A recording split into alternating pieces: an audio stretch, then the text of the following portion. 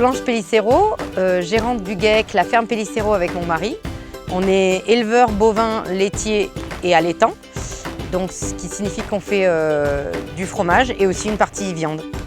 En fait, je suis née à Cannes et j'ai rencontré mon mari lors d'un job d'été ici, puisque ma grand-mère elle est du coin. À l'aube de mes 17 ans et on ne s'est plus quitté.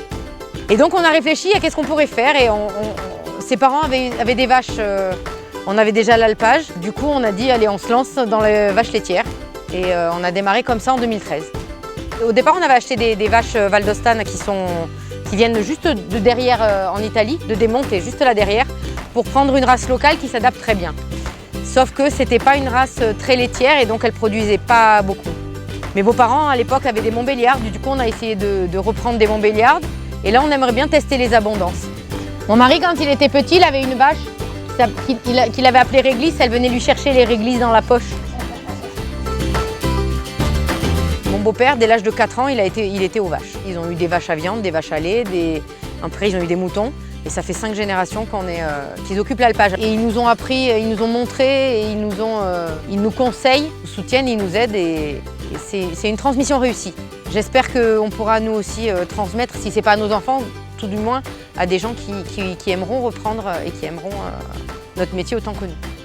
Je fabrique de la tome, du camembert, reblochon et crémeux aussi, de la ricotta, du fromage blanc, des yaourts. Puis après on a tout ce qui est la partie viande aussi, mais ça c'est pas nous qui transformons, c'est un laboratoire en Italie. Ce que j'aime dans ce métier que j'ai choisi, sur le tard finalement, puisque je me suis reconvertie à 38 ans, c'est la diversité. C'est pas les mêmes fabrications. Après tout ce qui est vente et contact avec la clientèle, c'est quelque chose que j'aime beaucoup moi. Toute l'année, de janvier à décembre, je fais le marché le mercredi et j'ai des clients très réguliers qui viennent et je travaille essentiellement avec le local. C'est une vallée qui offre un réel potentiel de par le nombre de ses habitants. Dans la vallée de la Roya, sans parler de Tende même, je crois qu'il y a quand même plus de 10 000 personnes. Quand je me suis installée moi, il y a 5 agriculteurs qui se sont installés dans la vallée de la Roya. C'est quand même une vallée qui reste accrochée à ses terres. On a des maraîchers, on a des fromagers de tous les types de fromages. C'est vraiment un lieu où l'agriculture est encore assez important et on est assez proche de la nature. La tempête Alex, ça a été difficile. Voilà, d'une part, mon mari travaille sur la route. Nous, on a dû continuer à traire certaines vaches qui auraient dû s'arrêter pour pouvoir fournir. Les gens faisaient la queue, il n'y avait plus que nous comme commerce, quoi.